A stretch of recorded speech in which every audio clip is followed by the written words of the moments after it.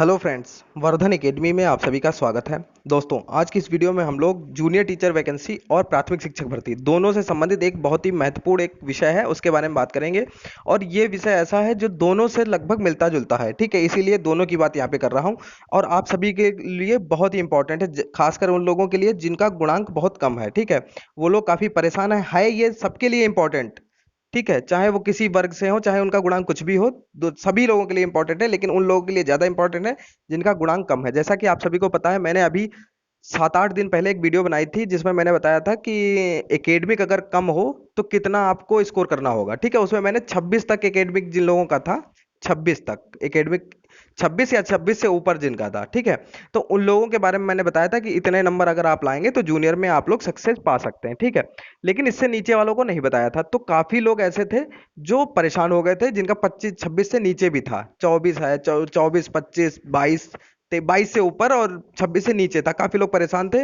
वो कह रहे थे कि सर मेरा सिलेक्शन नहीं होगा क्या। एक चीज आप लोग एक चीज समझ लीजिए कि जो जूनियर टीचर वैकेंसी है, इसमें गुणांक की महत्ता ज्यादा है, मतलब महत्व ज्यादा है।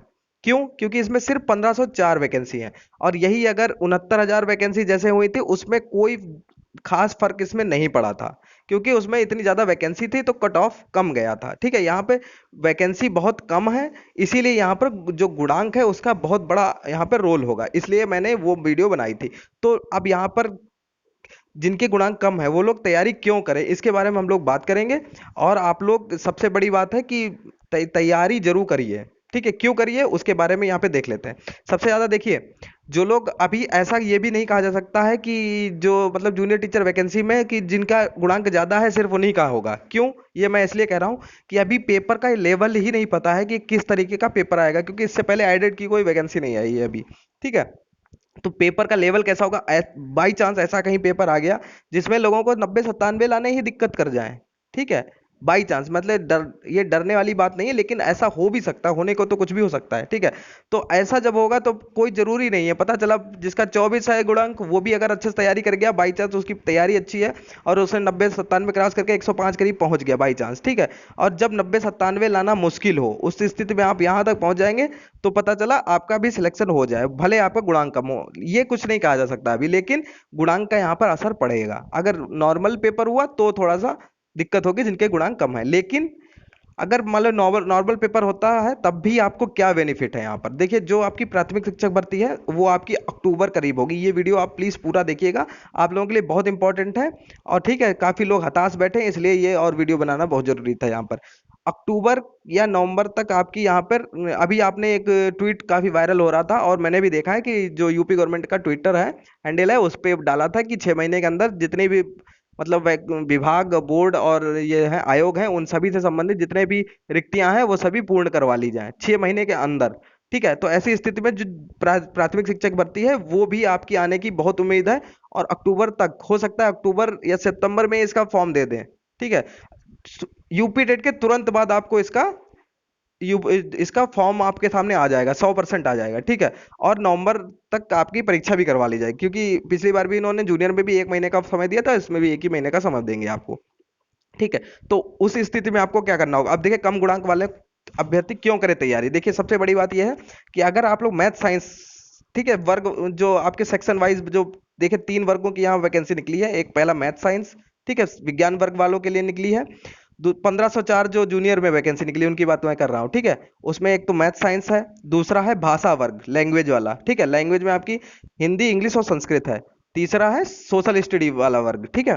तो इन तीनों में अब देखिए जो मैथ्स वर्ग से हैं और अपनी तैयारी कर रहे हैं, ठीक है, उनको प्राथमिक शिक्षक भर्ती में देखिए कितना फायदा है।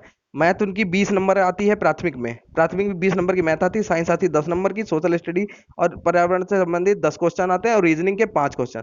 तो ये 45 नंबर तो आपके तैयार हो ही रहे हैं 150 में। ये प्राथमिक शिक्षक भर्ती में आपको फायदा होगा। सबसे ज्यादा बेनिफिट किसको होगा ये भी आप लोग देख लीजिए। तो ये मैथ साइंस वालों के लिए, जिसकी मैथ कमजोर है, साइंस है, सोशल स्टडी है, रीजनिंग, ये मेन मेन चीजें तो आपकी कंप्लीट हो जाएगी। इसके बाद आपका करंट अफेयर बचेगा, क्योंकि करंट अफेयर थोड़ा सा नया आएगा उसमें, इसीलिए, नहीं तो वो 30 क्वेश्चन वो भी होते, ठीक, तब तो काफी 75 क्वेश्चन आधा आपका कवर हो जाता। लेकिन यहाँ पर ये भी सब मेन मेन चीजें हैं, मैथ, साइंस, सोशल स्टडी और रीजनिंग। अगर आपका गुणांक कम भी है तब भी आप लोग तैयारी करें, बाई चांस आपका हो भी सकता है, ऐसा नहीं है कि अगर आपका 23-24 है तब भी आपका हो सकता है सिलेक्शन जूनियर में। लेकिन अगर बाई चांस नहीं भी होता है तो आपकी यहाँ पर बहुत अच्छे से तैयारी हो जाएगी, अभी आपके पास बहुत समय है। तो आपकी अगर मैथ्स कमजोर है, साइंस है, सोशल स्टडी और रीजनिंग, ये चार चीजें आपकी कंप्लीट हो जाएगी, ये आपके 45 नंबर इसमें कवर हो जाएंगे। तो ये तो रहा मैथ साइंस वालों के लिए। अब देख लीजिए किसको सबसे ज्यादा फायदा है, फिर देखिए हिंदी वालों के लिए। भाषा वर्ग में हिंदी में भी आपको 45 नंबर का ही फायदा मिलेगा, क्योंकि हिंदी भी आपकी प्राथमिक शिक्षक भर्ती में 20 नंबर की आती है, ठीक है। तो बाकी साइंस भी आपका हिंदी में आएगा, क्योंकि सोशल साइंस के जो 50 नंबर का कंपलसरी पेपर है सोशल स्टडीज का, उसमें साइंस भी आपको पढ़नी है जूनियर में, सोशल स्टडी भी पढ़नी है, रीजनिंग भी पढ़नी है। तो ये आपके 25 ये हो गए और 20 ये, 20 हिंदी के। तो 45 नंबर यहाँ पर हिंदी में भी आपको, तो 45 नंबर का बेनिफिट आपको प्राथमिक शिक्षक भर्ती में, अगर आप लोग जूनियर की अच्छे से तैयारी करते हैं तो आपको किस में मिलेगा?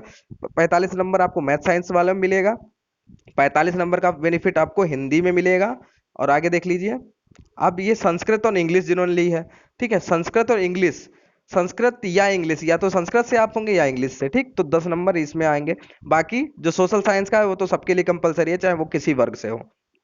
तो इसमें आपको सिर्फ 35 नंबर का बेनिफिट होगा, लेकिन 35 नंबर ये भी आपके लिए बहुत इंपॉर्टेंट है, ठीक है, क्योंकि आपको फिर पढ़ना ही, लगभग आपको सिर्फ रिवीजन हल्का करना पड़ेगा।